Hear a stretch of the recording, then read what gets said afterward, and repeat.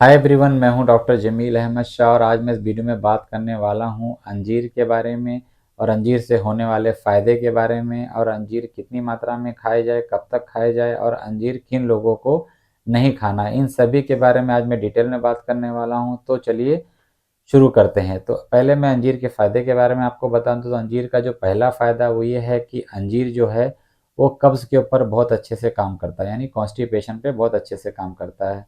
वो कैसे काम करता है कि अंजीर के अंदर अच्छी क्वालिटी का फाइबर होता है जिसकी वजह से मल नरम हो जाता है और कॉन्स्टिपेशन को धीरे धीरे वो ठीक करने लगता है। तो जिन लोगों को कब्ज़ की प्रॉब्लम है और कॉन्स्टिपेशन की प्रॉब्लम है तो इस कंडीशन में आप अंजीर का सेवन ज़रूर करें।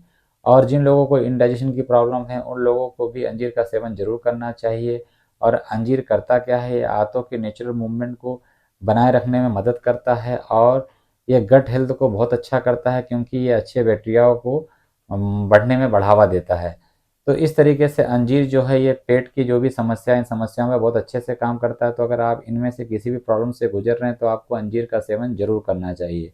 अब मैं अंजीर के दूसरे फ़ायदे की बात करूं तो अंजीर जो है वो ब्लड प्रेशर को बहुत अच्छे से कंट्रोल करता है क्योंकि अंजीर के अंदर अच्छी मात्रा में, पर्याप्त मात्रा में पोटेशियम होता है और पोटेशियम करता क्या है, वो ब्लड वेसल्स को रिलैक्स करता है जिसके वजह से ब्लड को आगे बढ़ने में आसानी होती है, जिसकी वजह से ब्लड प्रेशर जल्दी बढ़ता नहीं है और नॉर्मल बना हुआ रहता है। और अमेरिकन हार्ट एसोसिएशन का कहना है कि उनकी रिसर्च बताती है कि अंजीर जो है वो सोडियम को कंट्रोल में रखता है जिसकी वजह से भी ब्लड प्रेशर नॉर्मल रहता है। लेकिन इसका मतलब ये नहीं है कि आप ब्लड प्रेशर की मेडिसिन बंद कर दें, आप मेडिसिन लेते रहें और साथ में इसे भी आप ले सकते हैं। तो अब मैं अंजीर के तीसरे फ़ायदे की बात करूँ तो अंजीर जो है वो ब्लड शुगर को कंट्रोल में रखता है क्योंकि अंजीर के अंदर क्लोरोजेनिक और मैलिक एसिड्स होता है और एब्सिसिक एसिड होता है। ये ऐसे कंपाउंड्स हैं जो ब्लड शुगर को कंट्रोल में रखते हैं। तो जिन लोगों को blood sugar high high level रहने की प्रॉब्लम है और जिन लोगों को अपना ब्लड शुगर कंट्रोल में रखना है तो उन्हें ज़रूर अंजीर का सेवन करना चाहिए। अब मैं अंजीर के अगर चौथे फ़ायदे की बात करूँ तो अंजीर के अंदर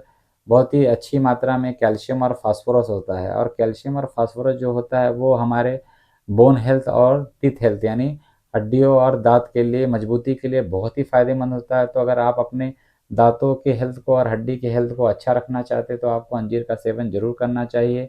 और आपने देखा होगा कि बहुत सारे बुजुर्ग जो होते हैं, जो उम्र वाले होते हैं, उनकी हड्डियाँ जब फ्रैक्चर हो जाती हैं तो कभी कभी हड्डियाँ उनकी जल्दी जुड़ती नहीं है, तो उनके लिए उनको मेडिसिन लेना पड़ता है। तो उस कंडीशन में आप अंजीर का सेवन करें तो अंजीर के अंदर एक क्वालिटी होती है जो हड्डियों को जोड़ने में मदद करती है। तो इस कंडीशन में भी आप अंजीर का सेवन कर सकते हैं। अब मैं अंजीर के अगर पाँचवें फ़ायदे की बात करूँ तो अंजीर के अंदर अच्छी मात्रा में विटामिन ए होता है, विटामिन सी होता है, विटामिन ई होता है जिसके वजह से ये प्रीमेच्योर एजिंग यानी जो बुढ़ापा जल्दी आता है उसको ये स्लो डाउन करता है और चेहरे पे व्रिंकल्स नहीं आने देता है, चेहरे पे फाइन लाइंस नहीं आने देता है और स्किन को रेडिएंट बना के रखता है। तो अगर आप चाहते हैं कि आपको इन तरीके के फ़ायदे आपको चाहिए, अगर आपको अपने प्रीमेच्योर एजिंग को डिले करना है, अगर अपने फाइन लाइंस को ठीक करना है, अगर व्रिंकल्स को आपको ठीक करना है तो इस कंडीशन में भी आप अंजीर का सेवन ज़रूर करें। अब मैं इसके छठे फ़ायदे की बात करूँ तो अंजीर के अंदर बहुत ही अच्छी मात्रा में फास्फोरस होता है, कैल्शियम होता है, मैग्नीशियम होता है और कॉपर होता है। तो जिसकी वजह से ये क्या करता है, जिन लोगों को बहुत थकान होती है, जिन लोगों को बहुत कमज़ोरी रहती है, तो उस कंडीशन में अगर आप अंजीर लेते रहें तो आपकी थकान और आपकी कमज़ोरी भी धीरे धीरे खत्म हो जाएगी। अगर मैं सातवें फ़ायदे की बात करूं तो आपने देखा होगा कि बहुत से महिलाओं को ब्रेस्ट कैंसर के प्रॉब्लम से जूझना पड़ता है क्योंकि 40 साल की उम्र के बाद जब मेनोपॉज होता है तो मेनोपॉज होने के बाद बहुत चांसेस होते हैं ब्रेस्ट कैंसर होने के।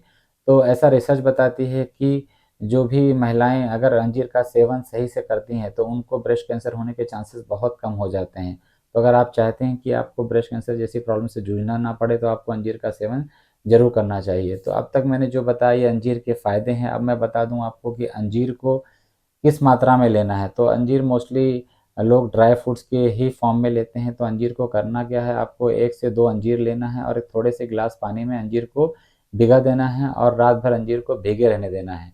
और सुबह आपको खाली पेट दोनों अंजीर को चबा कर खा लेना है और ऊपर से वो पानी को पी लेना है। अब अंजीर को हम पानी में भिगाते क्योंकि अंजीर का जो तासीर है वो गर्म है, तो थोड़ा अंजीर को पानी में भिगाने से उसकी तासीर जो गर्म है वो कम हो जाती है, लेकिन पानी भी ऊपर से पीना है जिस पानी में हमने भिगाया है। तो पानी क्यों पीना है, क्योंकि पानी के अंदर कुछ मिनरल्स अंजीर के रह जाते हैं तो वो भी मिनरल्स हमें पानी से मिल जाता है। तो इस तरीके से आप अंजीर को चबाकर खा लीजिए और जो पानी है उसको पी लीजिए। आप इसको अगर इतनी ही मात्रा में 1 से 2 मात्रा में अगर अंजीर को लेते हैं तो इसको आप लगातार भी ले सकते हैं, आपको कोई प्रॉब्लम नहीं होगा।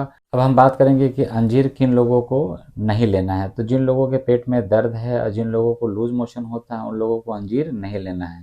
तो दोस्तों मैं उम्मीद करता हूँ कि ये वीडियो आपको बहुत पसंद आई होगी। अगर पसंद आए तो प्लीज़ चैनल को लाइक करें, शेयर करें और चैनल को सब्सक्राइब कर दें और बेल आइकन पर क्लिक कर दें ताकि मेरे वीडियो की नोटिफिकेशन आपको टाइम पे मिलती रहे।